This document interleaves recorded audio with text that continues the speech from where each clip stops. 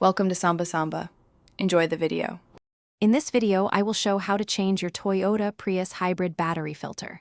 First, gather your tools: a 10mm socket, an extension, and a flathead screwdriver. You will also need a new hybrid battery filter and a vacuum. Always ensure your vehicle is parked on a level surface and the ignition is completely off before starting.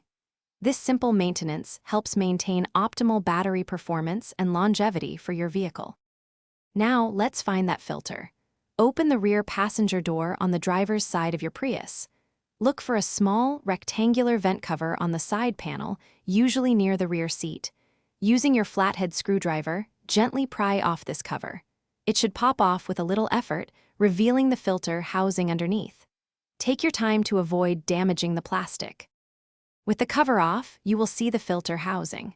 Grab your 10mm socket and remove the two small retaining bolts that hold the housing in place. Once those are out, carefully pull the old filter straight out. It might be quite dusty, so be prepared. Before installing the new one, use your vacuum cleaner to thoroughly clean out any dust or debris from the housing itself. Now for the final steps. Take your new hybrid battery filter and carefully slide it into the clean housing.